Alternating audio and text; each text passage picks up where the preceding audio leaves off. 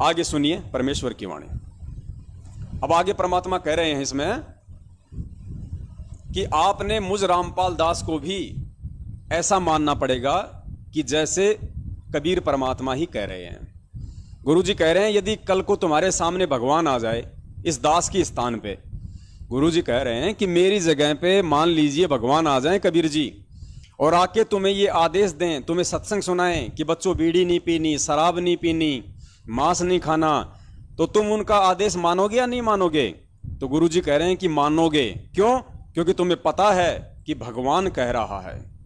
फिर गुरु जी कह रहे हैं कि ठीक इसी प्रकार ये दास जो कह रहा है उसको ये समझो कि कबीर भगवान कह रहा है। गुरु जी यानी कबीर भगवान कह रहा है। तो बताओ फिर हम उन बातों को मानेंगे या नहीं मानेंगे? हाँ जी मानेंगे। तो फिर क्यों नहीं मान रहे? गुरु जी 27 साल से सत्संग आके कह रहे हैं कि बच्चों हमने घटिया राजनीति नहीं करनी, हमने फालतू के फंडों में नहीं पड़ना, हमने कुपात्रों को दान नहीं करना, हमने जगत वालों की रैलियों में जाके शामिल नहीं होना, हमें ना किसी जाट आरक्षण में जाना है, ना किसी किसानों की रैली में शामिल होना है, ना हमने बीजेपी को वोट देना है, ना हमने 6 महीने बाद में कांग्रेस को वोट देना है, ना हमने उनका सपोर्ट करना है, ना हमने गुंडों की सीबीआई जांच करनी है, ना हमने कुपात्रों को उनकी रैलियों में उनके धरनों में जा जाके, जैसे हरियाणा के जाट आंदोलन में जाटों को तकरीबन 20 से 25 लाख रुपए का इन्होंने चंदा दिया नगद में, कैश में। आनंदपाल सिंह जो कि राजपूत था, राजस्थान का गैंगस्टर था, पुलिस एनकाउंटर में मारा गया था। राजपूत जो करणी सेना थी वो उसकी सीबीआई जांच अपने राजनीतिक स्वार्थों के लिए मुद्दा बना के खड़ी हुई थी। एपी सिंह वकील संत रामपाल जी का भी वकील था, उधर से उस आनंदपाल का भी वकील था। मैनेजमेंट ने राजनीति खेली और इस एपी सिंह वकील को बीच में मोहरा बना के भगत समाज को उस आनंदपाल सिंह की सीबीआई जांच के समर्थन में खड़ा करवा दिया। राजस्थान के अजमेर में रैली हुई, राजपूत कम और भगत वहां ज्यादा, माता भवानी के नारे लगवाए गए वहां पे इन मूर्ख भक्तों से। और इन सभी मूर्ख भक्तों की आंखों के सामने इनकी नेक कमाई का, इनकी दान दक्षिणा का 5 लाख रुपया एक जोधपुर का महामूर्ख व्यक्ति एलडी जिसको बोलते हैं लक्ष्मण, एलडी लक्ष्मण दास, जो फिलहाल जयपुर के नामदान केंद्र पे बैठता है, उसने वहां पे उस सुखदेव सिंह गोगा मेडी को, जो कि राजपूत करनी सेना का अध्यक्ष बताया जाता है राजस्थान का, उसको 5 लाख रुपए नगद दिए। वहां पे जयकारे लग रहे हैं। तो बताओ पुण्यात्माओं, गुरुजी ने आपको इन सब बातों के लिए कब कहा? और फिर भी आप यदि यही सारे उल्टे कर्म आपने किए हैं और आप कर रहे हो, तो कहां आप गुरुजी को कबीर भगवान मान रहे हो? बताइए कहां मान रहे हो? ये समझाना चाह रहे हैं गुरुजी इस सत्संग में कि अगर इस दास के स्थान पे अगर कबीर भगवान तुम्हारे सामने हो और अगर सत्संग करे और कहे कि बेटा ये नहीं करना वो नहीं करना, तो आप करोगे या नहीं करोगे? नहीं करोगे। क्यों? क्योंकि तुम्हें पता है कि साक्षात वो कबीर भगवान बैठा हुआ है। तो सोचो इसी प्रकार गुरुजी कह रहे हैं, मतलब कबीर भगवान कह रहे हैं, लेकिन गुरुजी तो 27 साल से कह रहे हैं, इतना चिल्ला रहे हैं रात दिन, फिर भी एक बात उनकी ना तो सतलोक आश्रम मैनेजमेंट हरियाणा ने मानी और ना उनकी एक बात उनके पीछे अंधी होकर भेड़ चाल में चल रही 70% संगत ने मानी। गुरुजी कह रहे हैं यानी कबीर भगवान कह रहे हैं। इस बात को यदि किसी ने माना है अपने दिल से, अपने हृदय से, कि मेरे सामने जो बैठा है वो संत रामपाल नहीं, मेरे सामने साक्षात कबीर परमेश्वर बैठे हैं संत रामपाल जी महाराज जी के रूप में, और उनके प्रत्येक वचन की पालना करना मेरे जीवन का प्रथम मकसद है, मेरे जीवन का प्रथम उद्देश्य है, मेरा फर्ज है, मेरा सब कुछ है। केवल सत्सेवकों ने ही उनके वचन की पालना की है, तन मन और धन से। सत्सेवकों ने ही उन्हें अपना परमात्मा माना है। तो असल में आज के टाइम पे अगर कोई उस अंतिम मंत्र, उस संजीवनी बूटी सार नाम के लिए भी यदि कोई लायक हुआ है, तो केवल परमेश्वर के सत्सेवक बच्चे ही अधिकारी हैं, अन्यथा कोई नहीं है। आगे सुनिए परमात्मा हमें और क्या निर्देशित कर रहे हैं। ये सोचकर आपने ये बुराई और आज्ञा का पालन करें सरेगा, तो तब हम परमात्मा पाएंगे, नहीं तो नहीं मिल सकता। नहीं तो नहीं मिल सकता। हम भगवान को चाह रहे हैं, परमात्मा के दरबार में जाएंगे, वहां इस दास के रूप में आपको परमात्मा मिलेगा। और जैसा आपका व्यवहार विचार, जैसा बोलना, जैसी आपके मन में श्रद्धा या कपट जो भी है, ये विद्यमान रहेगा। अब गुरुजी कह रहे हैं जब तुम यहां से शरीर छोड़ के जाओगे तो ऊपर त्रिकुटी पे तुम्हें ये रामपाल दास ही मिलेगा, और आज तुम जैसी मेरी आज्ञा का पालन कर रहे हो ऐसा ही तुम वहां पे त्रिकुटी पे करोगे तो तुम मार खा जाओगे। हमें ये थोड़ी पता रहेगा कि हम त्रिकुटी पे आ गए। गुरुजी कहते हैं वो तो सपने जैसा होगा, तुम्हें पता ही नहीं चलेगा कि मैं सत्संग में जा रहा हूं या मैं त्रिकुटी पे जा रहा हूं। इसलिए हर पल अपने जीवन में, हर क्षण हर पल हमने चूक नहीं करनी है। हमने गुरुदेव को साक्षात कबीर परमेश्वर ही मान के चलना है। जो इस मानव तन में जो आदेश दे रहा है, जो सत्संग सुना रहा है, जो आशीर्वाद दे रहा है, जिसके हम दर्शन कर रहे हैं, जिनसे हम आशीर्वाद ले रहे हैं, जिनके सामने बैठ के हम 3 टाइम की आरती करते हैं, जिनको हम दंडवत प्रणाम करते हैं, जिनके आज्ञा अनुसार हम 5 यज्ञ कर रहे हैं, भक्ति कर रहे हैं, मर्यादा निभा रहे हैं, वो साक्षात कबीर भगवान है संत रामपाल जी महाराज जी के रूप में, और इनके अलावा दूसरा कोई भगवान नहीं है। जब हम इस पृथ्वी लोक पे इतना सब कुछ इस पृथ्वी लोक पे अपनी अंतरात्मा से इस बात को स्वीकार कर लेंगे, मान लेंगे पुण्यात्मा, तब कहीं जाके हम उस त्रिकुटी पे भी हमारे यही भाव रहेंगे जो आज यहाँ है, तो हम धोखा नहीं खाएंगे। और जो यहाँ ही गुरुजी की आज्ञा की अवहेलना कर रहा है, गुरुजी 27 साल से सत्संग कर रहे हैं, हमारा राजनीति और राजनेताओं से कोई संबंध नहीं है, और यहाँ सतलोक आश्रम मैनेजमेंट हरियाणा ने आप लोगों से राजनीतियाँ करवा दी, तो आप जी गुरुजी की आज्ञा का पालन कर रहे हो या उनकी अवज्ञा कर रहे हो। तो त्रिकुटी पे भी अब आप ऐसा ही करोगे। जैसे आप त्रिकुटी पे जाओगे आपको मालूम तो पड़ेगा ही नहीं, जैसा यहाँ हो रहा है वैसा वहाँ चलेगा। वहाँ भी महेंद्र भगोड़ा सामने खड़ा हो जाएगा आके, या कोई भी आपका कोऑर्डिनेटर के रूप में कोई भी काल का दूत खड़ा हो जाएगा।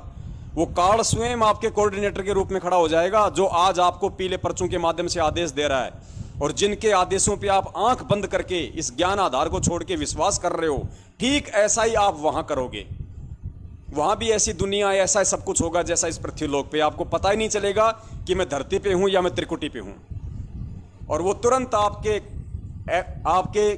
स्टेट कोऑर्डिनेटर के रूप में, आपके नामदान संचालक के रूप में, आपके कोऑर्डिनेटर के रूप में, या महेंद्र भगोड़े के रूप में, या गुरुजी के बेटा बेटी और गुरुजी की पत्नी के रूप में वो काल भगवान आके खड़ा हो जाएगा, और आप सभी के मोबाइल पे तुरंत पीला पर्चा छोड़ देगा और कहेगा भाई गुरुजी का आदेश आ गया है, अभी कल सुबह जो बीजेपी को वोट पड़ने वाले हैं, तो हम सब भक्तों ने जाके बीजेपी को ही वोट डालने हैं, और हमने नरेंद्र मोदी को जिताना है या किसी और नेता को जिताना है। तो आप वही करोगे। आपके बस की बात नहीं है कि आप उस पीले पर्चे के आदेश को ना मानो। क्यों? क्योंकि पूरा जीवन आप इस धरती पे रहे, तब तक आप उस पीले पर्चे को ही अपना भगवान मानते रहे।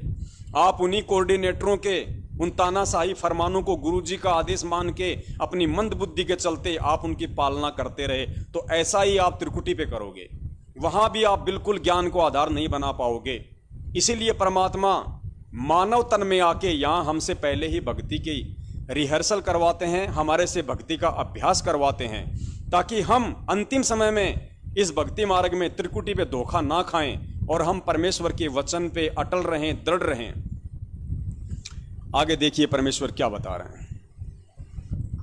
और यदि आपने यहीं से वो रिहर्सल कर ली कि कबीर ये परमात्मा है, बस परमात्मा के समक्ष कैसे बोलते हैं, कैसा व्यवहार करते हैं, निष्कपट बात करते हैं, संत के सामने झूठ बोलने की कतई आवश्यकता नहीं होती, वो आपका पाप ही होता है। हम कोई ऐसी आपके ऊपर कोई पाबंदी या ऐसा कोई वस्तु नहीं थोपते जिससे आपको झूठ बोलनी पड़े, और नहीं हम कभी ऐसा कुछ कहते भी दान करो या इतने पैसे दे दो जिससे आपको झूठ बोलनी पड़े या आनाकानी करनी पड़े। नहीं, केवल जो आपका आत्म कल्याण हो सकता है उतनी ही बातें आपको कहेंगे, उतना, और वो भी नहीं करोगे तो फिर आप अधिकारी नहीं हो। हम क्या कहेंगे कि ये कोई बुराई नहीं करना, बीड़ी शराब मांस तम्बाकू नहीं पीना, कोई मर्यादा भंग नहीं करना, क्योंकि ये खेल का मैदान है और इसमें जरा से भी फाउल हो जाओगे आप बाहर बैठ जाओगे, एक जीवन आपका चला जाएगा। तो हमने फाउल नहीं होना। फाउल पॉइंट अब धीरे धीरे आपके समझ में आ जाएंगे, कुछ कथाओं के माध्यम से और कुछ इस फॉर्म के ऊपर जो लिखे होते हैं इसमें भी हमने कुछ लिखे हैं, कुछ आप वैसे कॉमन सेंस से भी समझ जाओगे कि ऐसे ऐसे। परमात्मा कहते हैं जितने भी भक्ति के फाउल पॉइंट हैं वो धीरे धीरे आपके समझ में आने लग जाएंगे। कैसे? गुरुदेव कह रहे हैं 1 नंबर, कुछ तो इन कथाओं के माध्यम से, जैसा कि हमें परमात्मा बीच बीच में सत्संग में जो कथाएं सुनाते हैं, जैसे आपने कल आदम शाह फकीर की कहानी सुनी, उसमें कितना बड़ा रहस्य था। आज आपने परमात्मा के मुख कमल से सोबरी ऋषि की कहानी सुनी, कथा सुनी, उसमें देखो कितना बड़ा गूढ़ रहस्य छुपा हुआ है। तो गुरु जी कह रहे हैं कि कुछ तो आप इन कथा और कहानियों के माध्यम से समझ जाओगे संकेतों को। कुछ जो फार्म के पीछे लिखे होते हैं, जब हम नाम दीक्षा लेते हैं, जो भी मंत्र लेते हैं, उस समय जो फार्म पे नियम लिखे होते हैं, कुछ उस आधार से समझ जाओगे। और फिर गुरुदेव कह रहे हैं कि कुछ कॉमन सेंस से भी आप समझने लग जाओगे। अब कॉमन सेंस से पुण्यात्माओं कौन समझेगा? कॉमन सेंस से वही व्यक्ति समझेगा जो गुरु को परमात्मा मान चुका होगा, जिसके अलावा अपने सतगुरुदेव जी के अलावा जिसके लिए दुनिया में कहीं कोई भगवान और नहीं होगा, उसी की कॉमन सेंस काम करेगी। और जिसकी कॉमन सेंस काम करेगी वही इन कथा और कहानियों के निष्कर्ष को समझ पाएगा। और जो इन सभी चीजों को समझ पाएगा वही उस पर्चे के पीछे लगे हुए नियमों पे चल पाएगा, अन्यथा नहीं चल पाएगा। अब सत्सेवकों को छोड़ के कितने प्रतिशत लोग चल रहे हैं, ये आपकी आंखों के सामने। एक भक्त नाम लेने, उसको कहा भाई मैं तेरा नाम टूट गया, और 1-1.5 वर्ष से नाम ले रखा। बोला अब देखो परमात्मा बता रहे हैं कि भगत का बोलना, चलना, उठना, बैठना अपने सतगुरु के प्रति कैसा होना चाहिए। अगर आपने अपने गुरु को परमात्मा मान लिया तो क्या आप अपने गुरु से इस तरीके से बात करोगे जैसे अभी गुरुदेव जी बताएंगे आपको? गुरुदेव ने एक भगत से कहा कि भाई तेरा नाम टूट गया। वो उल्टा कह रहा है कि न्यू कुकर टूट गया। वो कह रहा है कि ऐसे कैसे टूट गया? अरे कमाल हो गया, जब गुरु कह रहा है कि तेरा नाम टूट गया तो उल्टा कह रहा है कि ऐसे कैसे टूट गया। तो पुण्यात्माओं, परमात्मा ने देखो कैसे कैसे मंद बुद्धियों को फेस किया है। अब क्या हम सारा जिंदगी परमात्मा को ऐसे दुखी करते रहेंगे? तो पुण्यात्माओं, हमें समझना पड़ेगा, हमने परमेश्वर को अब दुखी नहीं करना है, हमने अब परमेश्वर को सुखी करना है। हमने उस परमेश्वर की प्रत्येक आज्ञा का पालन करके परमात्मा के प्रत्येक संकेतों को समझ के हमने उनको प्रसन्न करना है, ताकि परमात्मा हमें उस सारनाम रूपी संजीवनी जड़ी बूटी का आशीर्वाद दे।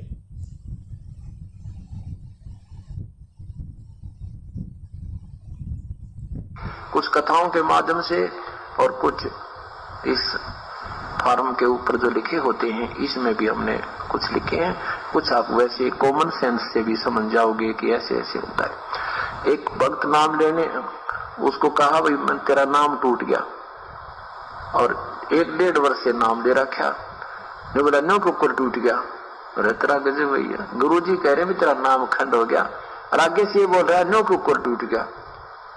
अरे तेरा कह दी हाँ जी कोई गलती बन गई होगी और आगे नहीं करेंगे। ये तो कुछ बात बोलना भी नहीं सीखा अभी तक तो हमने, और अब बात देखें सारनाम प्राप्ति की। सारनाम मिलेगा, ये मेरी मर्जी से होगा। गुरुदेव कह रहे हैं अभी तक तो हमने ढंग से बोलना भी नहीं सीखा कि गुरु के सामने बोला कैसा जाता है, और बाट देख रहे हैं, यानी इंतजार कर रहे हैं हम सारनाम प्राप्ति का। तो गुरुदेव कह रहे हैं कि सारनाम मिलेगा लेकिन मेरी मर्जी से मिलेगा। पुण्यात्माओं, यहां तो आपको सारनाम भी इन काल एजेंटों ने अपनी मर्जी से दे दिया, और अब ये सार शब्द जो है ही नहीं भक्ति मार्ग में, वो भी आपको अपनी मर्जी से दे रहे हैं। तो आप देख लेना आप किन के पीछे चल रहे हो।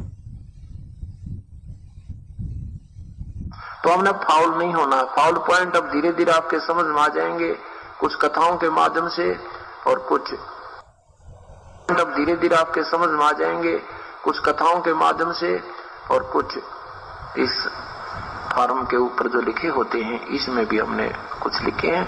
कुछ आप वैसे कॉमन सेंस से भी समझ जाओगे कि ऐसे ऐसे होता है। एक भक्त नाम लेने, उसको कहा भाई मैं तेरा नाम टूट गया, और 1-1.5 वर्ष से नाम ले रखा। जो बोला नो कुकर टूट गया। अरे तेरा गजब भैया, गुरु जी कह रहे हैं तेरा नाम खंड हो गया, और आगे से ये बोल रहा है नो कुकर टूट गया। अरे तेरा कह दी हाँ जी कोई गलती बन गई होगी और आगे नहीं करेंगे। ये तो कुछ बात बोलना भी नहीं सीखा अभी तक तो हमने, और अब बात देखें सारनाम प्राप्ति की। सारनाम मिलेगा, ये मेरी मर्जी से होगा। और सतनाम तक का फिक्स टाइम हमने रखा हुआ है। प्रथम मंत्र, उसके 4 महीने के बाद, और ज्यादा से ज्यादा 6 महीने के अंदर आपने वो ले लेना चाहिए। उससे लेट नहीं होना चाहिए। फिर आप में लगन नहीं है जो कई तो भक्त ऐसे हैं जी 2 दिन पहले आ खड़े होते हैं जी, 2 दिन रह रहे हैं, दे दो कर दो दया। हम कहते हैं नहीं भाई पूरा टाइम ऑन दे। अच्छा जी। और कई 6-6 महीने 7-7 महीने वहां नाम दूसरा याद देना रहा लेना। अरे तेरा गजब हुई, फिर तू भक्ति कर रहा है ड्रामा कर रहा है? एक अनमोल वस्तु के पीछे रह रहा है। कोई आपकी प्रमोशन होनी होंगी या बदन गणन भाग जा, कई दिन रह रहे हैं तो ये आप तो आपको लगन नहीं है। तो ऐसे कुछ आपके अंदर श्रद्धा हम देखते हैं, तब सतनाम आपको 4 महीने के। अब आगे परमात्मा सारनाम के लिए हमें जो बात बताएंगे उसको बहुत ध्यान से सुनना है। परमात्मा कहते हैं सारनाम मिलेगा, लेकिन उसके लिए गुरु और परमात्मा जब आपके लिए कति एक हो जाएंगे, यानी गुरुदेव स्पष्ट कर रहे हैं कि सारनाम आपको उस समय दिया जाएगा जब गुरु और परमात्मा आपके लिए 2 नहीं रहेंगे, कति एक हो जाएंगे। यानी भगत ये जान लेगा ज्ञान आधार से हर तरीके से कि मेरे सतगुरुदेव जी के अलावा इस पूरे ब्रह्मांड में, पूरी पृथ्वी पे, पूरी सृष्टि में अन्य कोई कबीर परमात्मा नहीं है। ये स्वयं ही कबीर परमात्मा है जो आज मेरे सतगुरु के रूप में यहां आया हुआ है। जब ये आपकी अंतरात्मा स्वीकार कर लेगी ज्ञान आधार से, गुरुजी कह रहे हैं तब सारनाम मिलेगा। और यहां क्या हो रहा है पुण्यात्माओं, जिनको सारनाम मिल चुका है ऑलरेडी, वो क्या कर रहे हैं? वो गुरु का तो जन्मदिन मना रहे हैं और कबीर जी को भगवान मान के उनकी फोटो का प्रकट दिवस मना रहे हैं। तो वो तो 2 हो गए ना। वो तो गुरु को अलग और परमात्मा को अलग मान रहे हैं। अब गुरु को अलग और परमात्मा को अलग मानने वाला पुण्यात्माओं कुत्ते की योनि में जाता है, कुत्ते की योनि में। ये आगे आपको राजा वीर सिंह की कथा में परमात्मा समझाएंगे। फिलहाल इस सत्संग को आप जी पूरा सुनिए, जिसमें अभी परमात्मा संकेत कर रहे हैं कि सारनाम तो तब मिलेगा, सारनाम के लायक आप तब होंगे जब गुरु और परमात्मा आपके लिए कति एक हो जाएंगे। हृदय से, जुबान से नहीं, हृदय से। ध्यान से सुनना। के अंदर ले लेना चाहिए और फिर सारनाम ये दास देगा जब आप योग्य हो जाओगे। सारनाम के लिए आपने बहुत विनम्र, आपके अंदर भक्ति की कमाई भी बढ़नी चाहिए। कति मन में सतगुरु और परमात्मा एक हो जाने चाहिए और विनम्रता आ जाएगी, तब ये सारनाम काम करेगा। आपके कति मन में सतगुरु और परमात्मा एक हो जाने चाहिए, तब ये सारनाम काम करेगा, तब ये सारनाम आपको दिया जाएगा। जैसे डॉक्टर के पास मरीज जाता है, उसका फोड़ा हो गया, डॉक्टर कहता है चीरा लगाना पड़ेगा, लेकिन अभी चीरे के योग नहीं हुआ, 2 दिन की दवाई दे जा। वो 2 दिन के बाद आता है, फिर भी देखता है कि अभी भी ऑपरेशन योग नहीं है, फिर कहता है 3 दिन की दवाई फिर दे जा। और डॉक्टर मरीज कहता है जी ला दो चीरा, बहुत दर्द हो रहा है। अच्छा बेटा 3 दिन पाछा आ जाइए। फिर 3 दिन के बाद, ये चीरा यानी सारनाम है। यहाँ डॉक्टर जो यहाँ अपने पूज्य गुरुदेव जी डॉक्टर और मरीज का जो उदाहरण दे रहे हैं कि अगर किसी के पैर में फोड़ा हो गया और वो डॉक्टर के पास जाता है कि साहब बहुत ज्यादा दर्द हो रहा है, साहब चीरा लगा दो, तो डॉक्टर उसको देखता है, चेक करता है कि अब ये कच्चा है या पक गया, चीरे के लायक है या नहीं है। तो डॉक्टर कहता है भाई अभी नहीं, 2 दिन बाद आना। फिर वो 2 दिन बाद जाता है, साहब दर्द हो रहा है, चीरा लगा दो, साहब सारनाम दे दो, गुरुजी सारनाम दे दो। फिर गुरुजी देखता है कि ये सारनाम के लायक हुआ कि नहीं हुआ है, फोड़ा भी पका कि नहीं पका। नहीं भैया अभी 7 दिन बाद आना। फिर वो 7 दिन बाद जाता है, साहब दे दो, अब तो दे दो साहब सारनाम, अब तो चीरा लगा दो। डॉक्टर कहेगा ना भाई। तो यहां परमात्मा कह रहे हैं कि वो डॉक्टर कोई मूर्ख नहीं है जो वो कच्चे फोड़े पे चीरा लगा देगा, मरीज के कहने से नहीं लगाएगा। तो अभी तक पुण्यात्माओं जिन जिन लोगों को चीरे लगे हैं, सारनाम रूपी चीरे लगे हैं, वो कच्चे घाव पे लगे हैं। और परमात्मा ने, क्योंकि वो लोग जल्दबाजी करने लग गए, बार बार प्रार्थना करने लग गए जबरदस्ती की, पता नहीं कि सारनाम क्या है, सारनाम मिलने के बाद पता नहीं क्या हो जाएगा, ऑटोमेटिक ही हमारे काम होने लग जाएंगे, क्या गाड़ी भी चलानी पड़ेगी नहीं चलानी पड़ेगी, बस हम तो बैठ जाएंगे, ऑटोमेटिक अपने आप चलेगी हमारी गाड़ी भी, पता नहीं सारनाम क्या है। बार बार जबरदस्ती। तो परमात्मा ने लगा दिया उनके नकली बंदूक का चीरा कि ले बेटा अब इसको ट्रिक करता रहे। भी 1 हफ्ते माना। अब डॉक्टर इतना पागल नहीं है कि उस मरीज के कहने तो चीरा ला देगा, वो अपने हिसाब से देखेगा कि अब ये बिल्कुल योग्य हो गया है तो तुरंत लगा देगा और उसको मवाद काट कर सीम देगा। तो ऐसे ही जब आप योग्य हो जाओगे आप प्रार्थना करते रहिए, लेकिन दास जब चाहेगा तभी ये चीरा लगेगा, अर्थात सार नाम आपको मिलेगा। बोलो सतगुरुदेव की।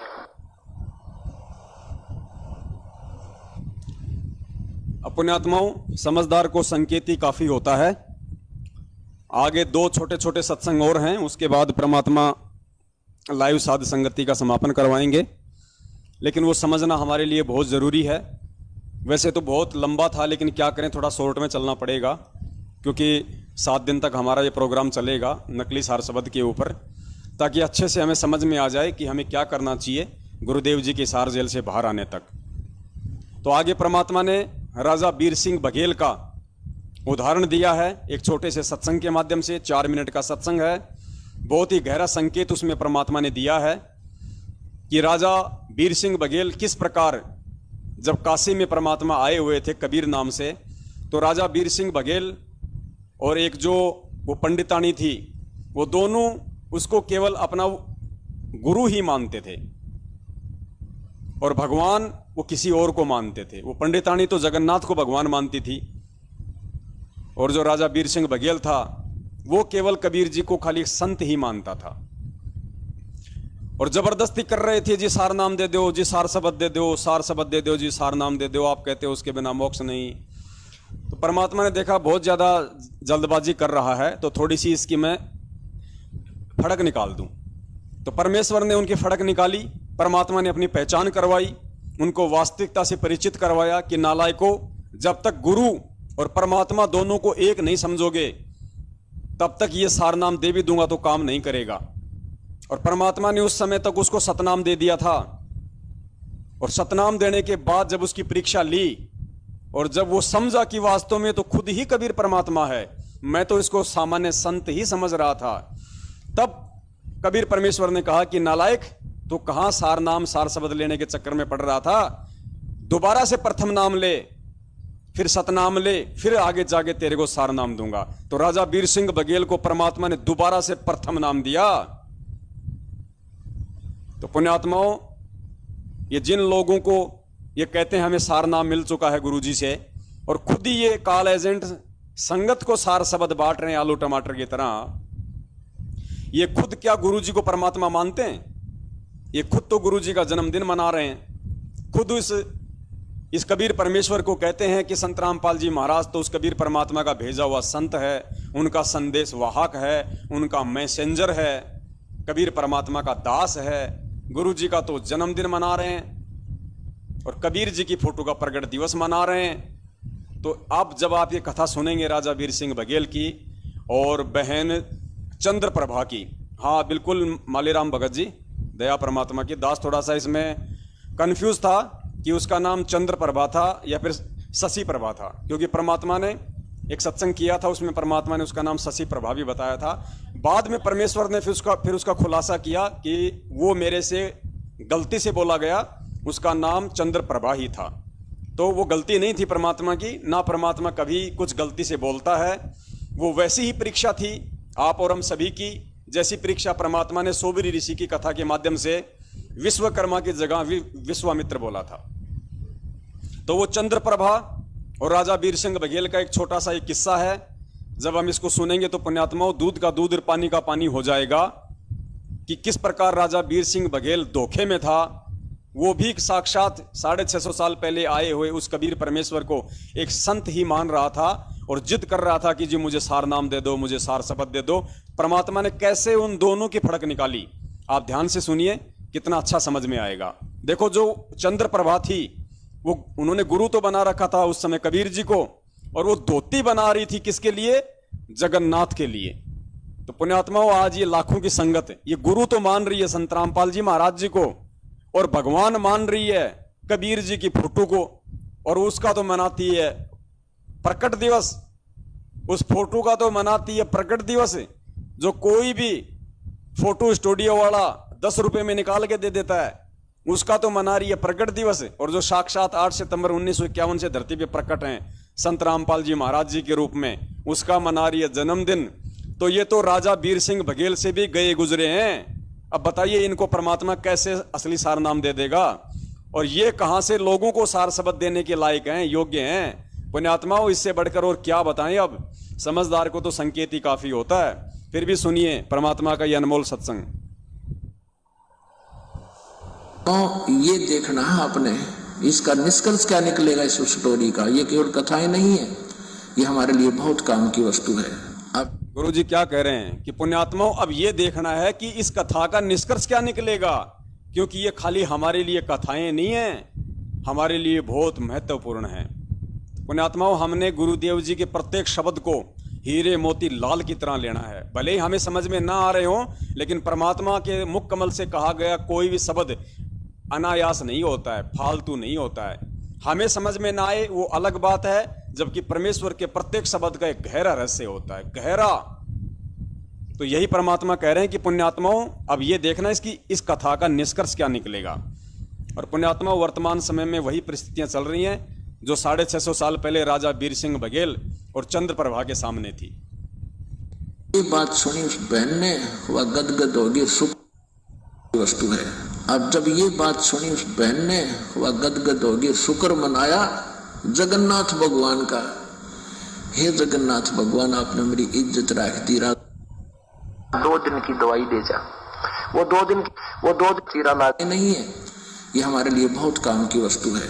अब जब ये बात सुनी उस बहन ने, वह गदगद होगी, शुक्र मनाया जगन्नाथ भगवान का। हे जगन्नाथ भगवान, आपने मेरी इज्जत रख दी। राजा का मन बदल दिया। उन्होंने पता कौन सा जगन्नाथ बदलना लग रहा है इसके मन को, इतनी बुद्धि कमजोर थी मारी।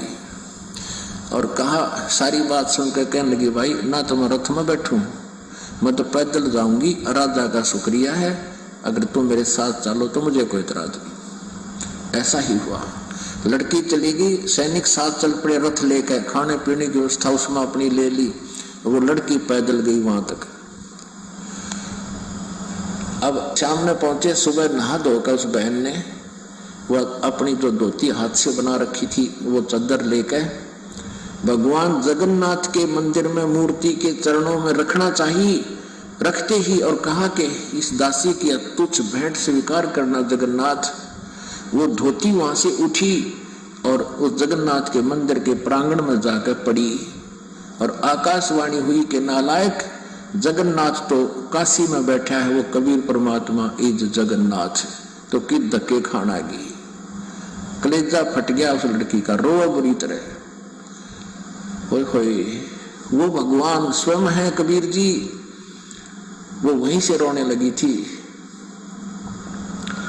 आंखों में इतने आंसू बह गए कि सारे कपड़े भीज गए उस बेटी के, कि मैं कितनी नीच हूं, भगवान कहा मैं खोजन की तागी। परमात्मा कहते हैं, गुरु मानुष कर जानते ते नर कहिए अंध, महादुखी संसार में अग गई उनके फंद। आकाशवाणी ने कहा कि जगन्नाथ वहां बैठा जिसने धोती वहां मंगवाई थी, तो वहां नहीं पहुंचा सकी, यहां धक्के खाने आ गई। ले जा इसको। जगन्नाथ वहां बैठा जिसने धोती वहां मंगवाई थी, तो वहां नहीं पहुंचा सकी, यहां धक्के खाने आ गई। ले जा इसको उठाकर। अब ये आकाशवाणी सुनी उन सैनिकों ने भी, वापस आगे रोती हुई। अब वो लड़की रो रही थी। 10-12 दिन के बाद फिर वो वापस पहुंचे। उस दिन भी परमात्मा, क्योंकि लीला थी उनकी, पता था उनको, तो कबीर जी ने वीर देव सिंह बघेल के घर पर विराजमान थे। पता था कि वाणे वाली है, वो सारा सांग वापस आओगा। वह खाया ही धक्के नालायक। अब पहले पता किया कि कबीर साहब के घर पे गए, पता लगा कि राजा के यहाँ पहुंचे हैं। फिर राजा के घर पहुंचे, वो लड़की भी और वो सैनिक भी। लड़की रो रही, उसको उससे बोला नहीं जा रहा, चरणों में गिर गई भगवान कबीर साहब के, और ऐसे रो रही है कि उस पर आवाज निकल रही, गला कति रुंध गया उसका, ना कुछ बता पा रही है। अब राजा ने सोचा, भाई के बिजली गिर गई इस लड़की पे, और गुरुजी ने तो कहा था इसको कोई दुख ना होना चाहिए, और क्या आपत्ति आ गई, और ये रो रही है। अब मुझे नाम मिला नहीं, क्योंकि भगवान ने कहा था इसको कष्ट नहीं होना चाहिए। सैनिकों को बुला कहा, अरे निकम्मो क्या हो गया इसको, तुमने मेरा नाश कर दिया। तो वो कहने लगे, जी कुछ नहीं हुआ। सारी कहानी से परिचित कराया और कहा, जी वहां इसने तो धोती चढ़ाई तो वो धोती वहां से उठकर बाहर गिर गई। और कहा, आकाशवाणी की कि जगन्नाथ तो वहां बैठा है कबीर, वो जगन्नाथ है, सारी सृष्टि का मालिक है। तू कहाँ धक्के खान आ गई, वहां उसने जगन्नाथ ने खुद मांगी, वहां तो तू दे नहीं सकी, और उसी को अर्पण कर। पद्धति भी साथ सर पे ले रही वो लड़की, और तब तेरा कल्याण होगा। अब दोनों का एक तीर से दो शिकार किया परमात्मा ने। नवस वीरदेव सिंह का विश्वास था कि कबीर इज गॉड, न उस नालायक का विश्वास था कि कबीर इज गॉड। गुरु बना रखा, लेकिन भगवान वो पत्थर मान रखा था वो जगन्नाथ का। गुरु जी कह रहे हैं कि दोनों ने गुरु बना रखा था कबीर जी को, और भगवान मान रहे थे उस पत्थर को। तो पुण्यात्मा वो की वो स्थिति तो आज ही 70% संगत की है। गुरु बना रखा संत रामपाल जी महाराज जी को, और कबीर मान रहे हैं उस कागज के टुकड़े को। तो पुण्यात्माओं चलो वो तो 650 साल पहले गलतियां कर सकते हैं, उस समय परमात्मा ने ये प्रमाण ये शास्त्रों में नहीं दिखाया था। लेकिन आज परमेश्वर ने 27 साल से कौन सी कमी छोड़ दी अपनी जान और पहचान करवाने में। आज ये संगत क्यों धक्के खा रही है, क्यों उस कागज के टुकड़े को कबीर भगवान मान के उसका तो प्रगट दिवस मना रही है, और वो सारी सृष्टि का वो जगन्नाथ जो प्रत्येक भगत के घर में विराजमान है, सतगुरु रूप में, गुरु रूप में, शब्द रूप में, और शरीर रूप में जो हिसार जेल में बैठा हुआ है, उसका तुम जन्मदिन मना रहे हो, उसको तुम अपनी तरह मानुष समझ रहे हो, माँ के गर्भ से आया हुआ जान के तुम उसको गालियां दे रहे हो। क्योंकि गुरु को मानुष कहना होता है, गुरु को गाली देना। गुरु मानुष कर जानते ते नर कहिए अंधे। गुरु को माँ के गर्भ से आया हुआ मानने वाला मतलब अपने गुरु को गाली देना। तो कहाँ मोक्ष होगा, कहाँ उद्धार होगा? गुरु जी कहते हैं वो तो कुत्ते की योनि में जाएगा, कुत्ते की योनि में। आगे बताएंगे परमात्मा दूसरे सत्संग में। अब दोनों का हृदय साफ हुआ, परमात्मा के चरणों में गिर गए। परमात्मा ने कहा प्रथम नाम दोबारा लो, द्वितीय दोबारा लो, फिर भक्ति करो, जब सार नाम दूंगा। बोलो सतगुरुदेव। परमात्मा ने कहा नालायको प्रथम नाम फिर से लो, सतनाम फिर से लो, और डट के भक्ति करो, तब जाके सार नाम दूंगा। तुम कहां डायरेक्ट सार नाम के चक्कर में पड़ रहे हो? तो पुण्यात्माओं ये जिन जिन लोगों को जो सार नाम मिल चुका है, जो कहते हैं कि हमें गुरुजी ने सार नाम दे दिया या हमें डीवीडी से सार नाम मिल गया, आप देख लेना पुण्यात्माओं, ये लोग रोएंगे आने वाले समय में, और फिर से इनको नए सिरे से भक्ति करनी पड़ेगी। और जो सत्सेवक आज इस परमेश्वर के सतमार्ग पे संघर्ष कर रहे हैं, ज्ञान आधार से चलते हुए सतगुरुदेव जी को पूर्ण परमेश्वर मान के उनका प्रगट दिवस मना रहे हैं, ये उसी लेवल पे रहेंगे जिस लेवल पे आज चल रहे हैं। और जो आज हमें लग रहा है कि हमारे से ऊपर लेवल पे हैं, सार नाम ले लिया, सार सबल ले लिया, पुण्यात्माओं इनको धरती पे आना पड़ेगा वापस। इनको दोबारा से नई पढ़ाई पढ़नी पड़ेगी, इनको दोबारा से नई पढ़ाई पढ़नी पड़ेगी। जो आज संगत में बड़े बड़े महारथी बन के घूम रहे हैं फर्जी, और जो सत्सेवक परमेश्वर का प्रगट दिवस मना रहे हैं, हृदय से परमात्मा मान चुके हैं, वो उसी लेवल पे रहेंगे और आगे ही बढ़ते रहेंगे।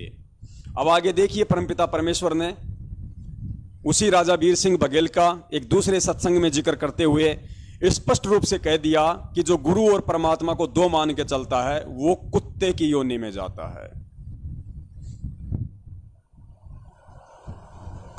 बोलो सतगुरुदेव की जय हो।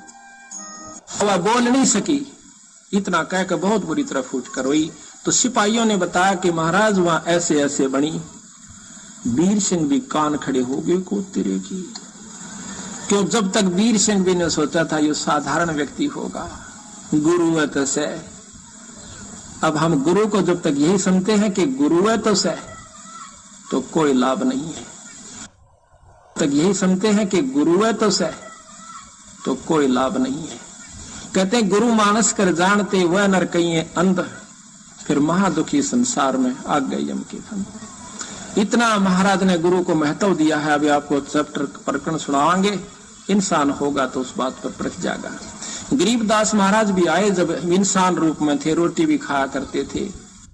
ध्यान से सुनना परमात्मा क्या कह रहे हैं कि गरीबदास जी महाराज आए, वो भी इंसान रूप में आए थे, रोटी भी खाया करते थे, ब्याह भी करवाया, बच्चे भी पैदा हुए, लेकिन थे पूर्ण परमात्मा। तो पुण्यात्माओं, गरीबदास जी महाराज जी वाली सेम टू सेम लीला तो आज संत रामपाल जी महाराज जी कर रहे हैं। तो ये इतिहास हमें किस लिए पढ़ाया गया, ये वाणियाँ, ये सत्संग रात दिन परमात्मा ने हमें किस लिए सुनाए? सिर्फ और सिर्फ अपनी पहचान करवाने के लिए, ज्ञान आधार से, कि मेरे बच्चे मुझे पहचान जाएं और धोखा ना खाएं। तो परमात्मा पानी भी पिया करते, बच्चे भी ब्याहे। परमात्मा गरीबदास जी महाराज जी का एग्जाम्पल देके क्या समझा रहे हैं, थोड़ा ध्यान से सुनना। वह बोल नहीं सकी। इतना कहकर बहुत बुरी तरह फूट कर रोई। तो सिपाहियों ने बताया कि महाराज वहां ऐसे ऐसे बनी। वीर सिंह भी कान खड़े हो गए को तेरे की। क्यों, जब तक वीर सिंह भी ने सोचा था ये साधारण व्यक्ति होगा, गुरु है तो से। अब हम गुरु को जब तक यही समझते हैं कि गुरु है तो से, तो कोई लाभ नहीं है। कहते हैं गुरु मानस कर जानते वह नर कहिए अंध, फिर महादुखी संसार में आ गए यम के फंद। इतना महाराज ने गुरु को महत्व दिया है। अभी आपको चैप्टर प्रकरण सुनाएंगे, इंसान होगा तो उस बात पर परख जाएगा। गरीबदास महाराज भी आए, जब इंसान रूप में थे, रोटी भी खाया करते थे, पानी भी पिया करते, बच्चे भी ब्याहे, काम भी करा, नाम भी दिया करते थे। कोई गलती करता था हंस उसको धमकाया भी करते थे। महाराज कहते हैं चेतावनी में चूक नहीं भी क्या देऊंगा गाली। इतना बड़ा ग्रंथ लिखकर गरीबदास आखिर में कहते हैं बंदी छोड़ के चेतावनी में तो कसर ना छोड़ी, गाड़ दूं तेरे को जब तेरे इतनी समझ में नहीं आली। तो इन बातों को सुनकर जो विमुख हो जाते हैं गुरु की फटकार, तेरे इतनी समझ में नहीं आली। तो इन बातों को सुनकर जो विमुख हो जाते हैं गुरु की फटकार को सहन सम्मुख सहन करना चाहिए। जैसे हीरा घण का धर का हीरे की पिछाड़ है कि घण का ऊपर रख कर एरण पर रख कर ऊपर से घण मारा जाता है। जो फूट जाता है, करच भी हो जाती है, वो कच्चा हीरा होता है। और जो सम्मुख चोट सह का न्यू का न्यू रह से, तो वो पक्का हुआ पूर्ण कीमत का हीरा हो जाता है। शब्द गुरु की शब्द को, गुरु की चोट को, शब्द की चोट गुरु मारा करे, चाहे वो किसी प्रकार से, चाहे अपने गुस्से में भी कहता नजर आवे, पर उसकी जो निशाना होगा आपका आत्म कल्याण उद्धार ही होगा। उसमें खरा उतर गया वो पार से, और जो उसमें विमुख होकर के चला गया वो कुत्ते की जुनी में जागा, चाहे वो कितना सियाना बना रहे। मैं भी आ लिया और आप भी आ लिए इसमें। तो इस प्रकार उस वीर सिंह भी चरणों में पड़ गया, बंदी छोड़, मैं पापी जीव था, अभी तक मैं आपको केवल गुरु मान्या मालिक। कहने लगे बंदी छोड़, तने गुरु भी ना मान्या था बिराब तई। गुरु मान लियो तो ये आपके मन में बात भी नहीं आ सके थी। गुरु और परमात्मा में कोई अंतर नहीं होता। जब तक दो समझ कर चाल से, कबीर साहब कहते हैं वो कुत्ते की जोनी में जागा, कुत्ते की जोनी में जागा। गुरु परमात्मा स्वरूप समझना चाहिए, जिसने आपको वो अनमोल चीज दी, जिससे आपकी लख 84 मिटेगी। तो कहते हैं हरि के रूठे कबीर गुरु जय रूस जा, हरि जय रूस जा तो गुरु की शरण में जा, और कबीर गुरु जय रूस गया फिर हर नहीं करे सहा। तो इस पर कबीर वो नर अंध है जो गुरु को समझे, और हर के रूठे ठोड़ है पर गुरु रूठे नहीं ठोड़। ये है बिल्कुल यथार्थ बातें हैं। पर आपकी मर्जी, अगर किसी के समझ में नहीं आती है तो वो कमजोरी में घड़ी में चला जाएगा, फिर कुछ नहीं से, फिर तो फिर ही होगी। पूज्य गुरुदेव जी कह रहे हैं कि भाई ये यथार्थ बातें हैं, लेकिन अभी आपके ऊपर निर्भर करता है कि आप इनको समझ पाते हो या नहीं समझ पाते हो। तो पुण्यात्माओं, साध संगति का एकमात्र यही मकसद है वर्तमान में, जो पूज्य गुरुदेव जी के आशीर्वाद से चल रही है, ताकि हम इस भक्ति मार्ग पे और ज़्यादा दृढ़ होते रहें, और ज़्यादा हमारा विश्वास हमारे परमपिता परमेश्वर सतगुरु रामपाल जी महाराज जी के चरण कमलों में बढ़े चढ़े। हम बिल्कुल भी धोखा ना खाएं, चाहे हमें कोई कितना ही डराए धमकाए, चाहे हमें कोई कितना ही गुरु जी के आदेश बता के पीले पर्चे निकाल के डराए धमकाए, चाहे हमें कुछ भी कहे। अभी परमात्मा ने कहा ना कि गरीब कच्चा हीरा कृच हो नहीं सहे घनमार, ऐसा ये मन हो रहा लेखा लेकर तार। परमात्मा ने बताया कि जो पक्का हीरा होता है उसकी पहचान होती है, उसको घण के ऊपर रख के ऊपर से चोट मारी जाती है, और जिसमें जरा सी भी अगर कोई खरोंच आ गई तो वो कच्चा हीरा होता है, और जिसमें जरा सी भी खरोंच नहीं आई वो पक्का हीरा होता है, उसकी कीमत बनती है। तो आप और हम सभी सत्सेवकों को पिछले 7 सालों से सतलोक आश्रम मैनेजमेंट हरियाणा के द्वारा परमपिता परमेश्वर सतगुरु रामपाल जी महाराज जी के नाम पे पीले पर्चे निकाल के, उनके नाम पे फर्जी ऑडियो निकाल के, तरह तरह के मनमुखी आदेश बता बता के आप और हमारे ऊपर ये शब्द रूपी चोट मारी जा रही है। हमको डराया जा रहा है, हमको धमकाया जा रहा है, तुम संगत से बाहर निकाल दिए गए हो, तुम्हारा नाम खंड हो गया है, तुम गुरुद्रोही हो गए हो, तुम्हारे को मिशन से बाहर निकाल दिया गया है। लेकिन पुण्यात्माओं, परमेश्वर के आशीर्वाद से परमात्मा के उन पक्के हुए हीरों के ऊपर 1% भी कहीं कोई खरोच नहीं है। अपने परमपिता परमेश्वर के प्रति सौपन में भी हम ये नहीं सोचते कि हमारे परमपिता परमेश्वर हमारे लिए ऐसा कह सकते हैं। और यदि हमारे परमपिता परमेश्वर हमारे लिए ऐसा कहें तो लाख बार कहें, क्योंकि जब हमने अपने गुरु को अपना बाप मान लिया तो ये बाप का अधिकार है कि वो बेटे से प्यार करे, चाहे वो बेटे के चाहे वो थप्पड़ मारे, ये बाप की अपनी मर्जी है। बेटे का काम होता है प्यार करे तो बाप की गोद में बैठ जाना, थप्पड़ मारे, धक्के मारे, मुक्के मारे तो बाप के पैरों को पकड़ लेना और बार बार उस बाप से यही प्रार्थना करना कि बाप, हे पिताजी, हे परमात्मा, अब की बार गलती नहीं होगी, अब की बार गलती नहीं होगी, क्षमा करो, क्षमा करो, क्षमा करो। तो हम सत्सेवकों को तो परमात्मा ने चारों तरफ से सारे दाव पेच इस भक्ति मार्ग के सिखा के बिल्कुल पहलवान बना रखा है। हमें ना कोई डर है, ना कोई संशय है, ना कोई संदेह है, कुछ भी नहीं है। हमें हर प्रकार से परमात्मा ने ये ज्ञान आधारी ये लड़ाई लड़ने के लिए तैयार कर रखा है, क्योंकि हमारे को परमपिता परमेश्वर असुर निकंदन रमैनी में जो दोपहर की आरती में है उसमें बताते हैं कि बज्रबान की बोऊ बाड़ी, सतगुरु संत जीत हैं राड़ी। बज्रबान की बोऊ बाड़ी, बाड़ी होती है जैसे माड़ी होता है, वो बाड़ी बोता है, जैसे वो बहुत सारी फसल पैदा करता है, सब्जियां पैदा करता है, उसको बाड़ी बोलते हैं। जो सब्जियां पैदा करता है उसको बाड़ी बोलते हैं। तो परमात्मा कहते हैं कि बज्रबान की बोऊ बाड़ी, बज्रबान यानी भक्ति मार्ग में बज्रबान क्या होता है? तत्व ज्ञान। तो परमात्मा कहते हैं कि बज्रबान की बोऊ बाड़ी, और फिर सतगुरु संत जीत हैं राड़ी।